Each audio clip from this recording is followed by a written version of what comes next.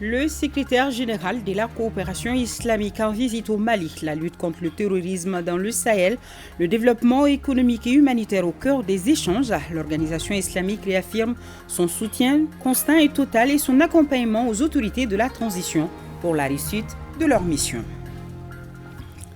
5 jours de travaux, une batterie de recommandations et surtout beaucoup de points de convergence. Telles sont les volontés issues de la réunion de haut niveau des partis à l'accord pour la paix et la réconciliation au Mali. De véritables avancées saluées par le Premier ministre Choguel Kokala Maïga de préciser qu'une nouvelle ère s'ouvre désormais dans le cadre de la mise en œuvre du dit accord. Renforcement de coopération entre États, société civile et communauté, tous ensemble, ils partent en guerre contre les fausses informations. Pour cela, ils veulent prévenir les rumeurs et messages de haine contribuant à la violence. Un atelier se tient dans ce sens. Il servira de lieu pour le lancement de la plateforme Mali Alert Tabale Kunkan. 180 MW d'ici la fin de l'année mis à la disposition de EDMSA, c'est l'objectif visé par le département de tutelle qui vient justement de démarrer cette vaste campagne avec le renforcement des réseaux EDMSA via le poste de Kati avec l'approvisionnement de 50 MW supplémentaires.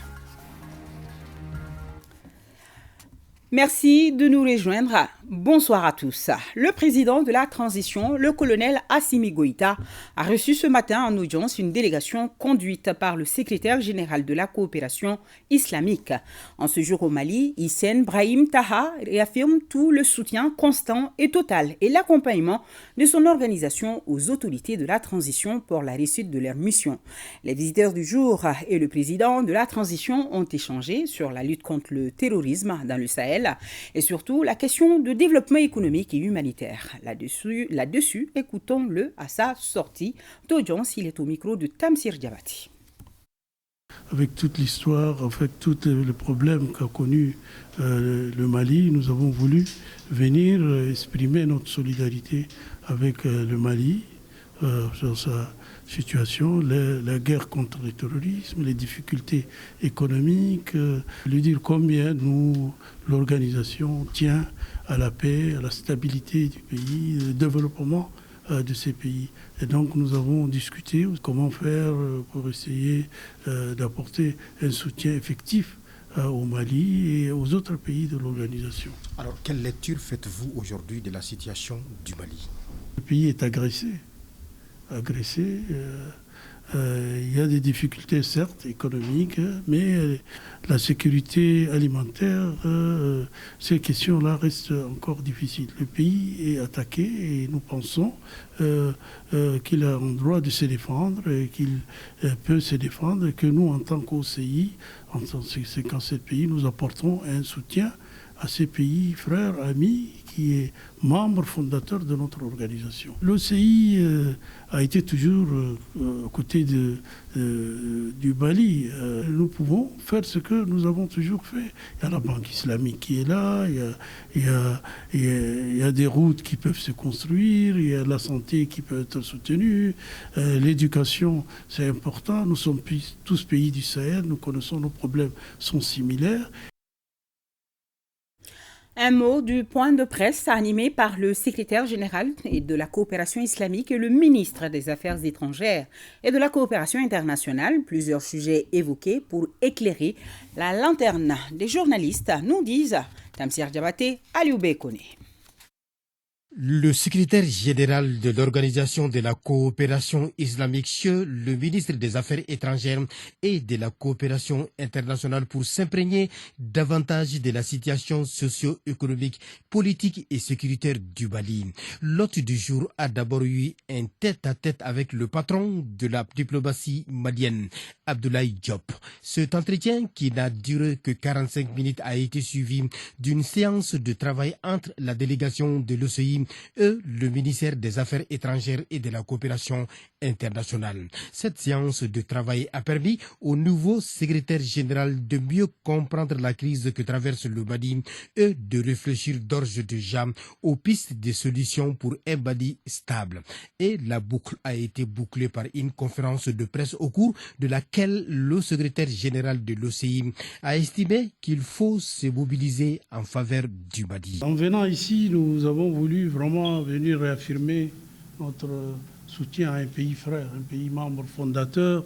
On ne peut pas rester bras croisés face à la situation. Ces difficultés naissantes, cette insécurité politique, militaire et cette insécurité, je dirais même alimentaire pour certaines régions, il fallait agir très vite. Et donc nous, en tant qu'organisation, on mobilisera nos pays membres. Et donc il faudrait tout agir ensemble. Et nous, à l'organisation, je crois qu'on mettra tout. On le pensait déjà, on le faisait déjà. Mais maintenant, on repart convaincu qu'il faut agir très vite. Nous comptons sur l'OCI pour continuer à accompagner le Mali. Et le secrétaire général de l'OCI avait, il y a quelques mois, dépêché son envoyé spécial qui a fait, au nom du secrétaire général de l'OCI, une mission de soutien auprès du Mali, mais aussi une mission pour pouvoir parler à nos frères de la région pour qu'une solution soit trouvée. Je voudrais, à travers ce micro aussi, exprimer notre profonde gratitude au secrétaire général de l'OCI pour se tenir aux côtés du Mali, pour son intérêt à continuer à accompagner le Mali.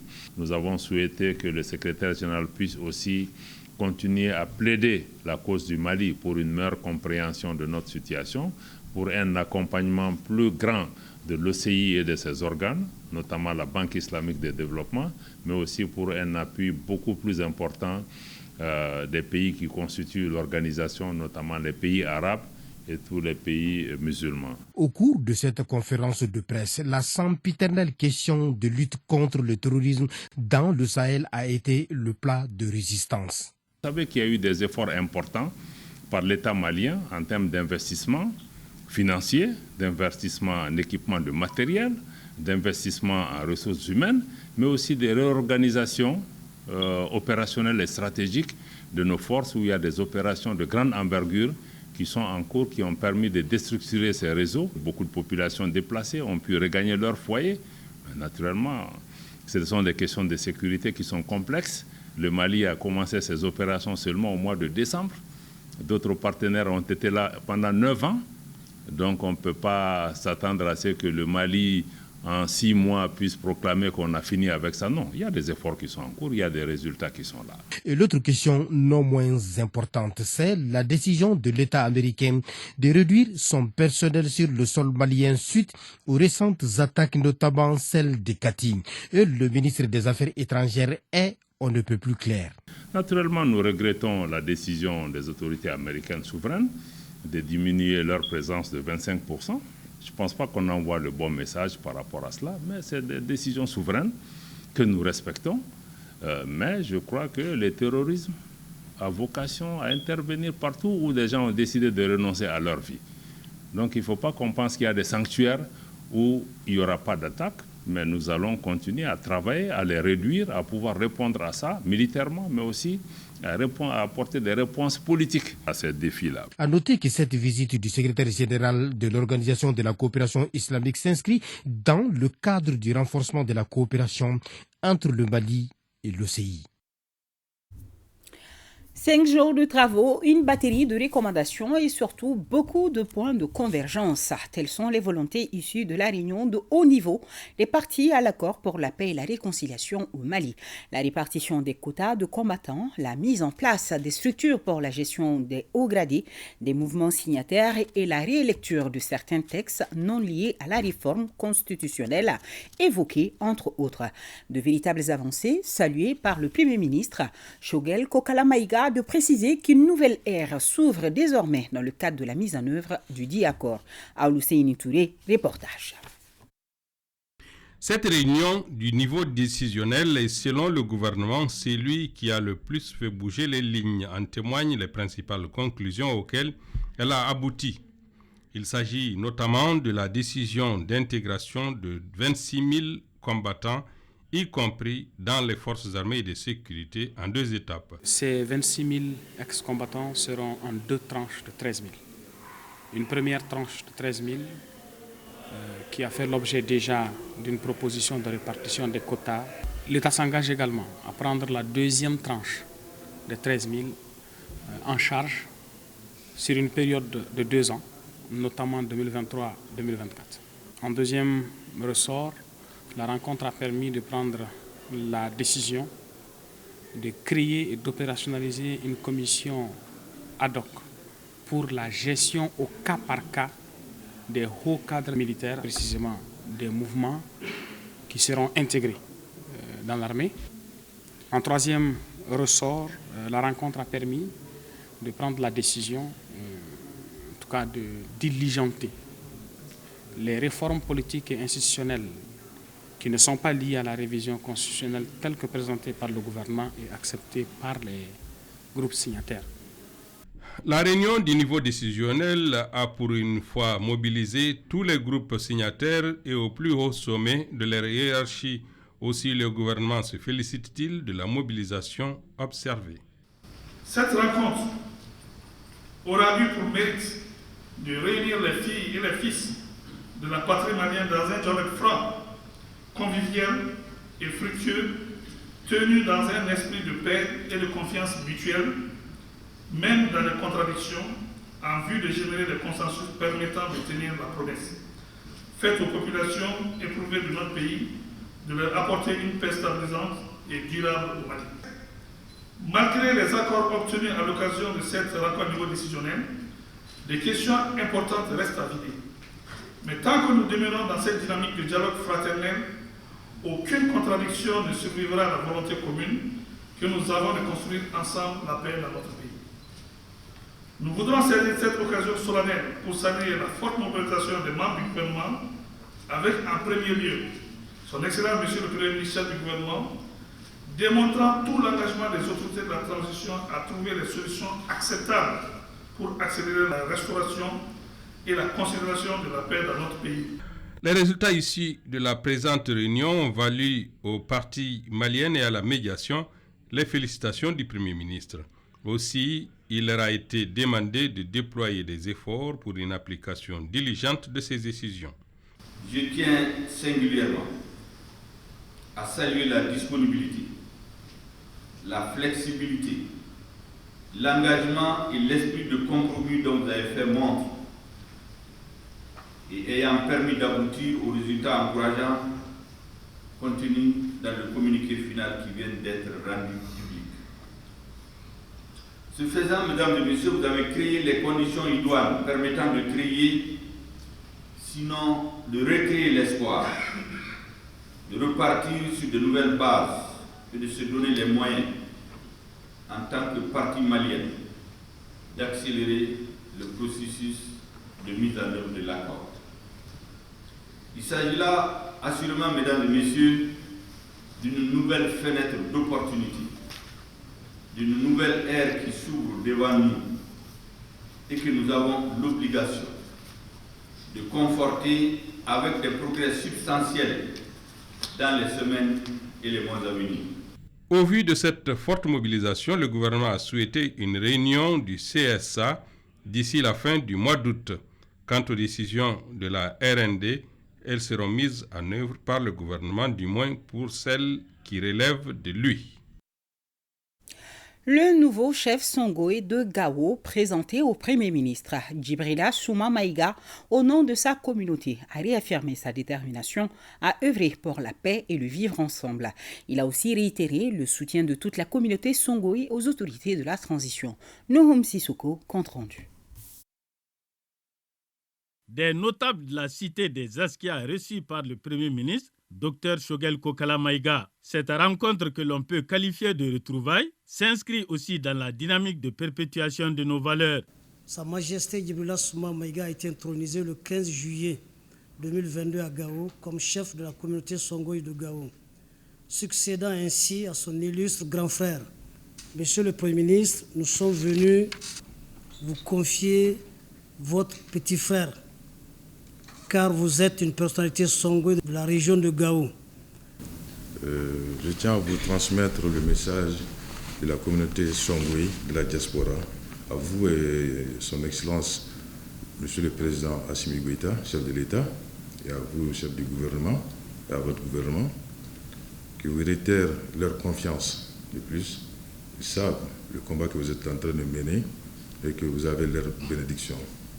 La communauté Songwe ainsi que la diaspora Songwe. Et secondo, la diaspora m'a tenu de vous dire qu'ils auront besoin de 2,5 hectares à Gao, pour la communauté de Gao, la diaspora de Gao, à Gaoville. Nous avons des soucis de réseau téléphonique, problèmes d'électricité et d'eau. Et franchement, Excellence, Monsieur le Premier ministre, c'est des souhaits qui sont vraiment au fond du cœur de la communauté Songwe de Gao, et de la communauté de Gao en grosso modo. Les autorités de la transition œuvrent pour donner aux chefs et autorités traditionnelles toute la place qui leur revient, selon le chef du gouvernement. Les chefs traditionnels étaient là de longue date, mais vous êtes une institution aujourd'hui, avec un macaron distinctif que le gouverneur vous remettra, avec un drapeau sur votre résidence, pour vous dire l'importance que les autorités de la transition, le président en tête, accordent au rôle que vous jouez dans la société. Un rôle de stabilisation, un rôle d'équilibre, un rôle d'éducation, un rôle de sensibilisation, un rôle de sécurisation de la société. Certes, vous êtes le chef traditionnel Songwe. La région de Gao, c'est pour les Sonrai, les Peul, les Bambara, les Bozo, les Tamashek, les Arabes. Tous ceux qui vivent dans la région, elle leur appartient. Et votre rôle, c'est de faire en sorte que toutes ces communautés aient le sentiment d'être traitées de façon égale, sinon égalitaire. Des bénédictions ont été formulées pour le Mali à la fin de la rencontre.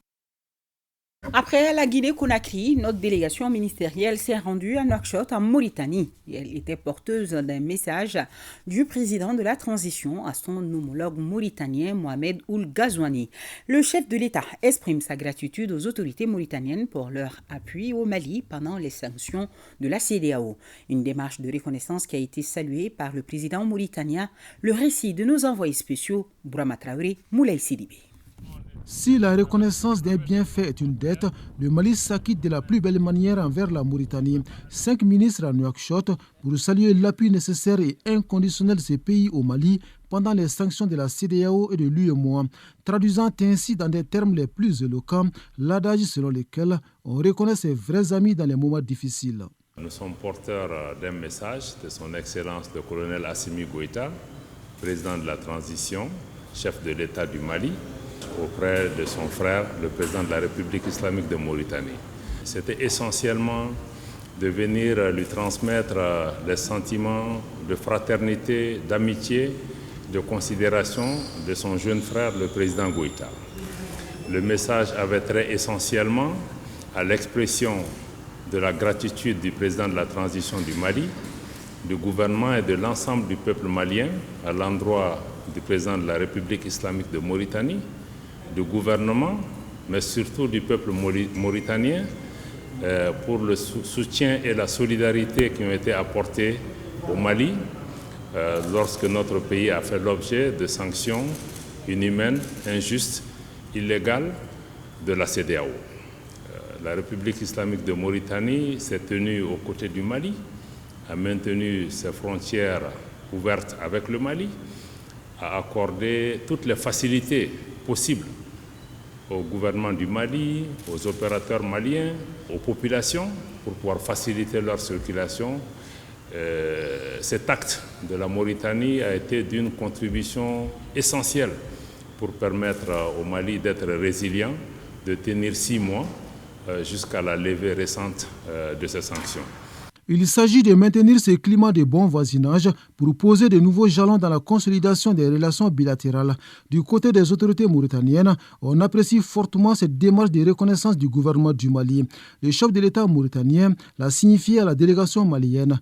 Ici, une conviction est partagée, à savoir, quand les points de vue convergent, les défis communs deviennent faciles à relever. La volonté du président Goïta et du gouvernement du Mali de continuer à œuvrer pour renforcer et consolider cette relation de coopération, de continuer à travailler aussi pour consolider et renforcer le corridor et les échanges entre la République islamique de Mauritanie et la République du Mali, et de réitérer aussi notre volonté de maintenir la relation et la coopération avec la République islamique de Mauritanie sur les questions de paix et de sécurité, qui sont des questions essentielles pour pouvoir permettre à nos populations de créer la prospérité, de partager la prospérité, qui puisse se situer dans le prolongement des relations séculaires, de fraternité, de bon voisinage qui ont toujours existé entre nos pays. Je dois dire que le président nous a demandé d'exprimer son appréciation spéciale au président Mohamed Ould Cheikh Ghazouani, qui a fait preuve d'un engagement personnel et d'une écoute très très spéciale à l'endroit de la République du Mali, et qui a aussi une bonne lecture de ce qui se passe au niveau du Mali. Et aussi, comme le président l'a indiqué, nous avons un destin commun.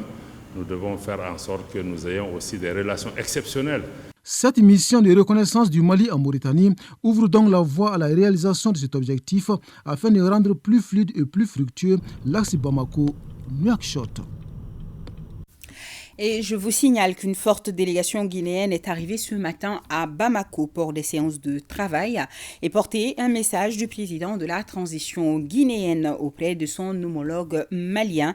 La délégation est conduite par le colonel Amara Camara, qui est le secrétaire général de la présidence, porte-parole du gouvernement. On l'écoutera sûrement, probablement, au cours de ce journal au micro de Valentin Roger Diallo. 50 mégawatts supplémentaires pour renforcer les réseaux EDMSA via le poste de Kati. C'est le début d'un vaste chantier entrepris par le ministère en charge de l'énergie. Objectif, mettre à disposition de la société 180 mégawatts d'ici la fin de l'année. Boubacar Bablé-Touré pour plus d'explications. Au nom du ministre des Mines, de l'Énergie et de l'Eau, je suis dans le top départ pour déposer le premier groupe d'activité. Ce top départ ainsi donné par le tout nouveau directeur général de EDMSA au poste de Kati marque le début d'un vaste chantier du ministère en charge de l'énergie à travers EDMSA.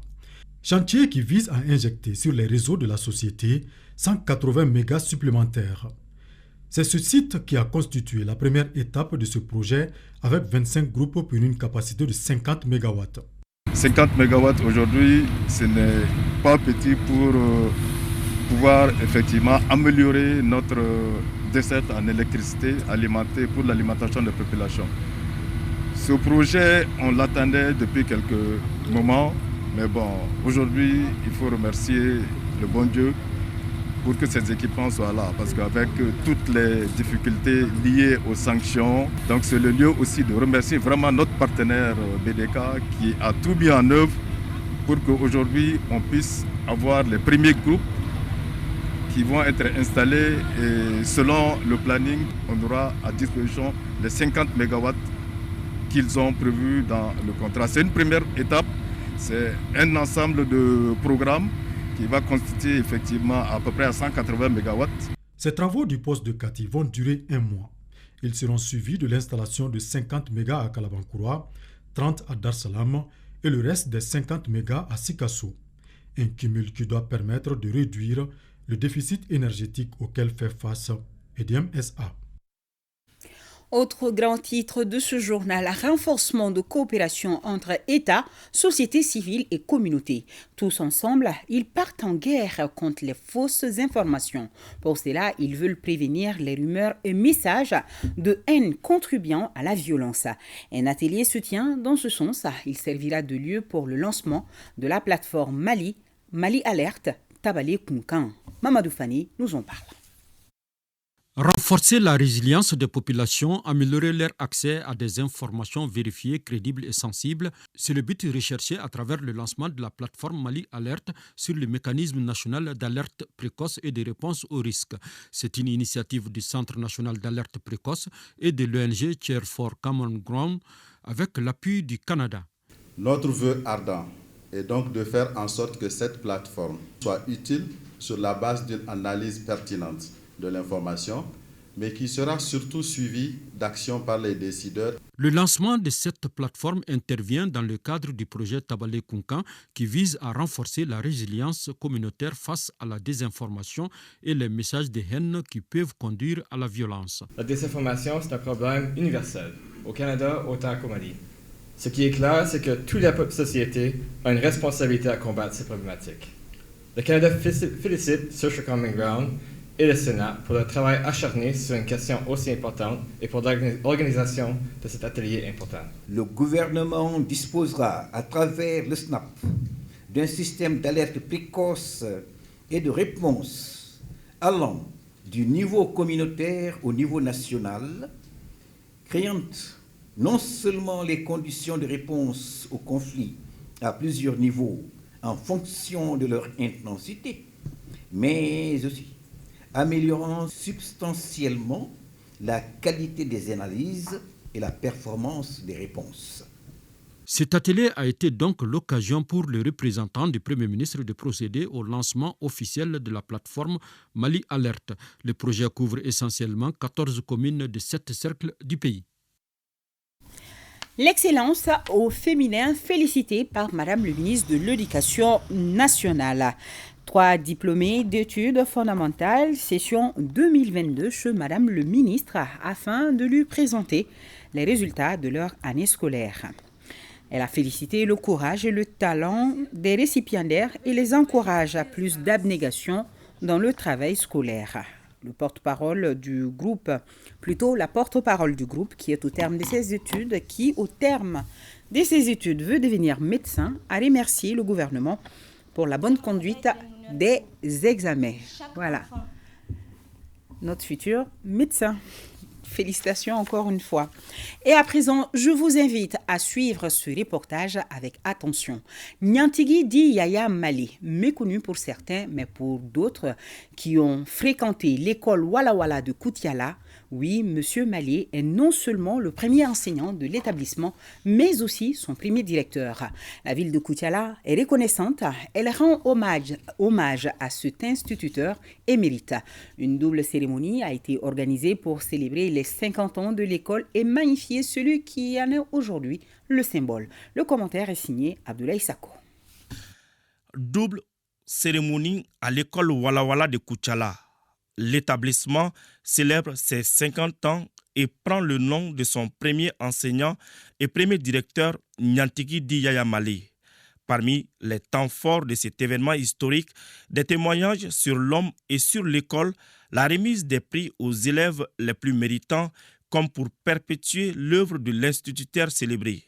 Maintenant, c'est l'école Walla Walla Nyantigi Di Yaya Malé. Cet événement si heureux est salutaire car elle est la démonstration réelle de la reconnaissance, de la gratitude de toute la commune à l'endroit de notre très regretté père, Feu El Hadj Nyantigi Yaya Malé. Il s'agit de magnifier la grandeur, l'amour du travail bien fait, la conscience professionnelle. Toutes nos pensées sont parties vers notre directeur, qui a marqué les esprits. Recruté à l'école en 1933 par l'administration coloniale sous le couvert du chef de canton, période où fréquenter l'école était synonyme d'aller dans l'armée, il est le seul survivant miraculeux d'une promotion de 20 élèves à avoir résisté aux tentatives et tentations de l'époque pour se maintenir sur le chemin de l'école. Décédé le 14 mai 2020, Feu Nyantigi Di Yaya Malé, qui s'est révélé un instituteur émérite, a formé des années durant des élèves qui eux-mêmes tiennent la dragée haute aujourd'hui dans le pays. À la faveur de la cérémonie et pour maintenir le flambeau, ils ont porté sur fond baptismaux une amicale portant le nom de celui qui leur sert encore de miroir et de bougies. Dès qu'on dit Yaya Malé, ce qui me vient à l'esprit, c'est le maître. C'est le maître au sens de l'éducateur, celui qui avait une conception sacerdotale de sa mission. Il nous a convaincus qu'en déployant les efforts, nous pouvions aller le plus loin possible. Il croyait ça ferme. Le travail bien fait comme héritage, la preuve par un produit familial sorti de son bain révélateur, l'actuel médiateur de la République dont le parcours prouve à suffisance que le bon sang ne saurait mentir. Le commandant du théâtre Est de l'opération Maliko au poste de commandement des FAMA à Tessalit. Le colonel Famouké Kamara, accompagné du commandant de la 7e région militaire, est venu s'enquérir les conditions de vie et de travail des militaires déployés à Tessalit et s'assurer de l'efficacité du dispositif sécuritaire mis en place. Le commentaire de Agali Ag Agissa. Cette visite de terrain a permis au commandant du théâtre Est de l'opération Maliko d'échanger avec les éléments du poste de commandement de Tessalit.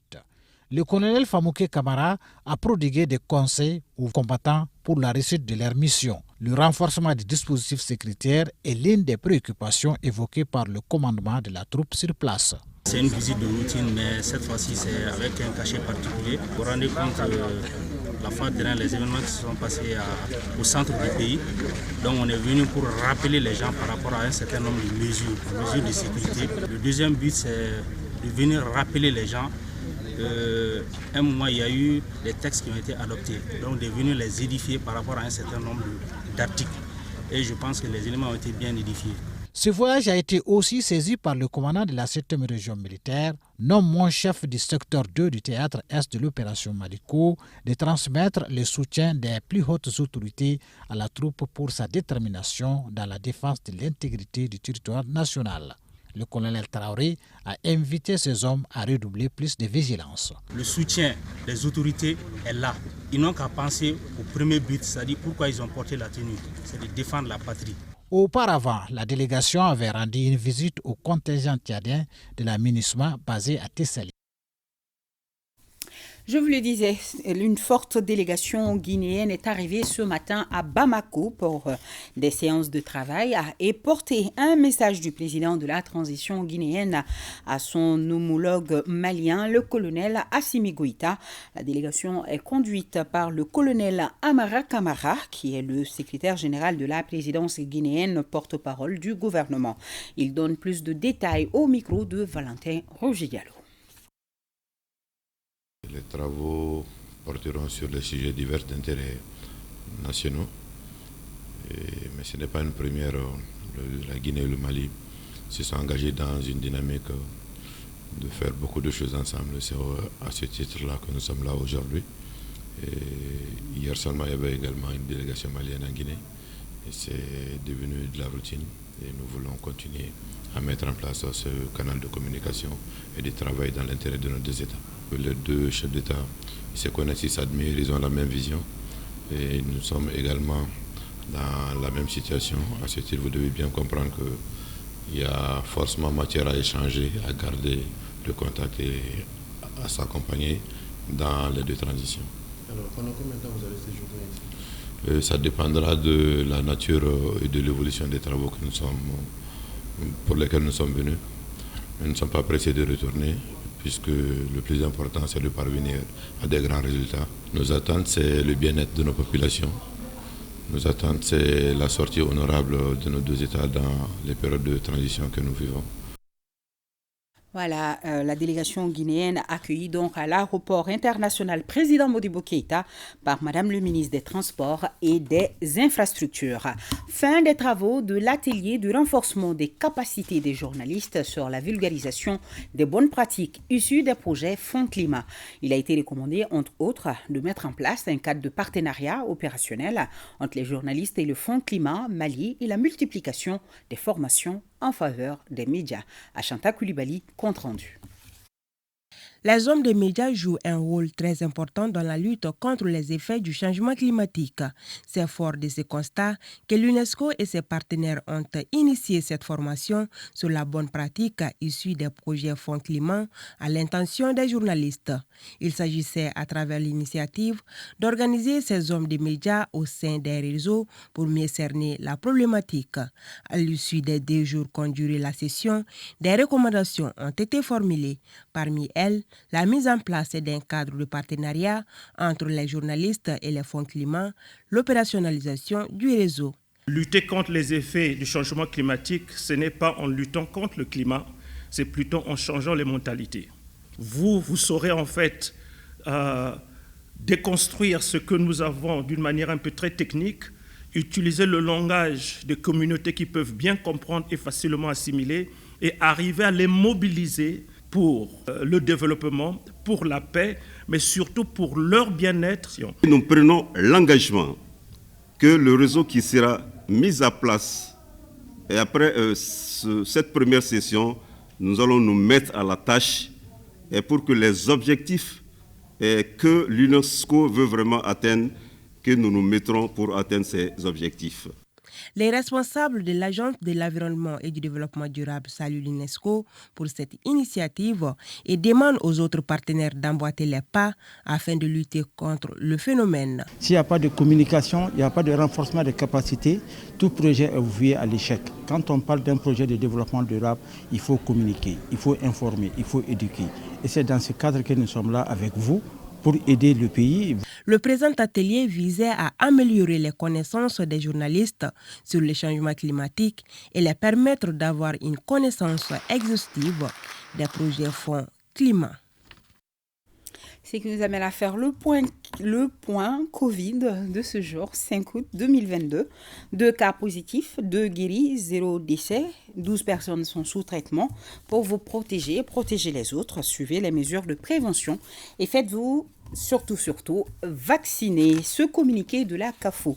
À présent, le Bureau exécutif national de la coordination des associations et ONG féminines du Mali tient à remercier ceux qui, de près ou de loin, ont exprimé leur sympathie, solidarité et soutien suite au décès de Dambélé Oulimatousso, la désormais ancienne présidente de cette fêtière des femmes. La CAFO remercie l'ensemble des autorités de la transition dont le soutien n'a pas fait défaut.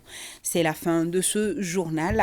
Merci de votre aimable attention et grand merci à nos téléspectateurs de Fakala, d'Andougou, Fakala, Femaï et Djéné. Bonsoir à tous.